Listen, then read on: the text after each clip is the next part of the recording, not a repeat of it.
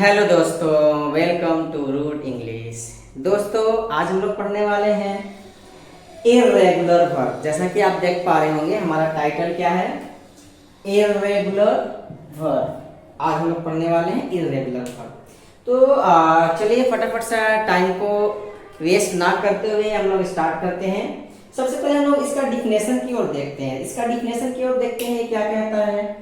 N irregular verb is a verb which simple past tense and past participle forms are not created by adding ed or d to the base verb।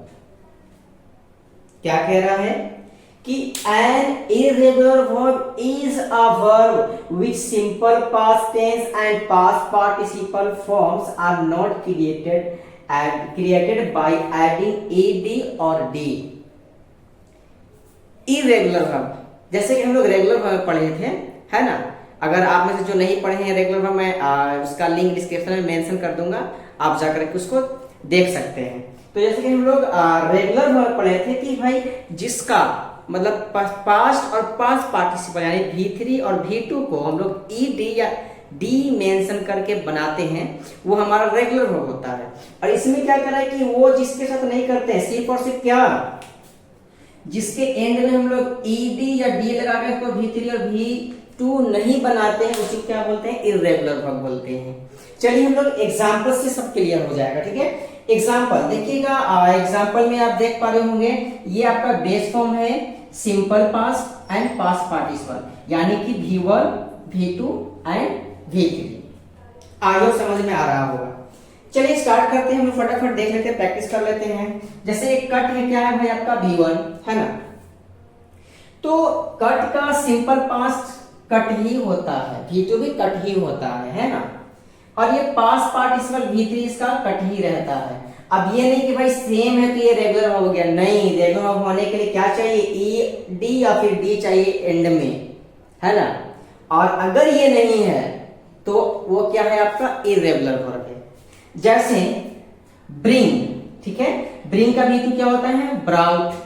और ये क्या है? V3 brought. V2 और V3 same है, इसका मतलब क्या ये रेगुलर वर्ब है? नहीं। रेगुलर वर्ब के लिए क्या चाहिए? ed या d एंड में, है ना? और जिसके एंड में ed और d पास्ट में यानी V2 और V3 में ed या d नहीं लगा हुआ है, वो इरेगुलर है। अगर है तो रेगुलर वर्ब है। नेक्स्ट पुट, पुट वही है ना? एग्जांपल्स के लिए मैंने कुछ 10-15 होंगे और क्या मैं मेंशन कर रखा हूं ताकि कॉन्सेप्शन क्लियर हो जाए। आज हम लोग समझ रहे होंगे। चलिए हम लोग आगे नेक्स्ट बढ़ते हैं। टीच का V2 क्या हो जाता है? टाउट। V3 क्या हो जाता है इसका? टाउट। नेक्स्ट ड्रिंक का V2 क्या होता है? ड्रैंक। एंड V3 यानी कि पास्ट पार्टिसिपल क्या हो जाता है? ड्रंक। ऐसे ही आपका रीड या सेम रह जाता है, रीड। या फिर एक और इसका ऑप्शन रहता है कि आप V2 और V3 को रेड कर सकते हैं, RED, रेड। या तो रीड ही रहने दीजिए या रेड कर दीजिए।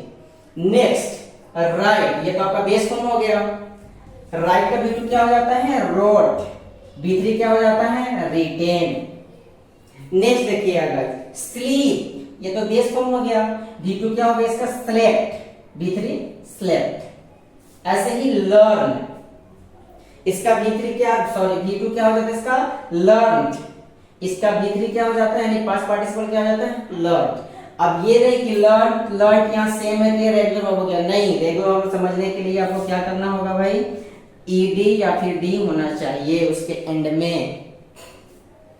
नेक्स्ट देखिएगा गाइस, फील, इसका V2 क्या हो जाता है? फेल्ड। इसका फेल्ड V3, है ना? अब ये नहीं क्या सेम है तो ये क्या है? Regular verb? नहीं, सॉरी, ये क्या है? इर्रेगुलर वर्ब है। मैं बार बार कह रहा हूँ, रेगुलर वर्ब होने के लिए सिर्फ और सिर्फ ये वाला कॉन्सेप्ट होना चाहिए, तभी वो रेगुलर वर्ब होगा, अदरवाइज नहीं होगा। नेक्स्ट देखिएगा, understand, V2 understood, V3 understood.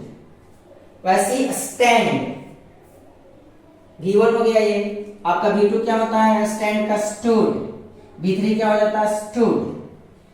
Keep, V2 kept, V3 kept, ये सब क्या है, सब इर्रेगुलर वर्ब है ना। जिसके V2 और V3 में ed या d लगा के उसको नहीं बनाया गया है वो सारा इर्रेगुलर है, बना हुआ है तो क्या है वो रेगुलर वर्ब है। जैसे डू है ना, डू का पास्ट क्या हो जाता है डिड, डू का पास्ट पार्टिसिपल क्या हो जाता है डन, ये सब क्या है भाई इर्रेगुलर वर्ब्स हैं।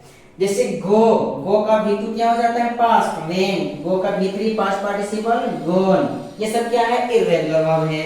नेक्स्ट है आपका कम, इसका V2 केम, V3 क्या हो जाता है कम, यानी कि ये था हमारा कुछ एग्जांपल्स था। इससे हम लोगों को ये समझ में आया कि इर्रेगुलर वर्ब किसे कहते हैं भाई। तो ऐसा वर्ब जिसका V2 और V3 यानी पास्ट और पास्ट पार्टिसिपल को एंड में, पास्ट या पास्ट पार्टिसिपल के एंड में ed या फिर d ना हो, है ना, ed या d लगा के ना बनता हो, उसे हम लोग इर्रेगुलर वर्ब कहते हैं। और रेगुलर वर्ब इसका जस्ट उल्टा होता है। रेगुलर वर्ब क्या हो जाता है कि भाई जिस वर्ब का V2 और V3 यानी कि पास्ट और पास्ट पार्टिसिपल में ed या फिर d मेंशन होता है, यानी उसको लगा करके बनाया जाता है, उससे कहते हैं रेगुलर वर्ब। अगर रेगुलर वर्ब जो नहीं देखेंगे तो मैं उसका लिंक मैं डिस्क्रिप्शन में मेंशन कर दूंगा, आप जाकर के देख सकते हैं। तो ये बहुत छोटा सा वीडियो था आज का, आई होप आपको पसंद आया होगा और आपके लिए शायद इंफॉर्मेटिव भी होगा। अगर पसंद आया होगा तो please like share and subscribe. मिलते हैं फिर किसी नेक्स्ट वीडियो में, तब तक के लिए बाय बाय।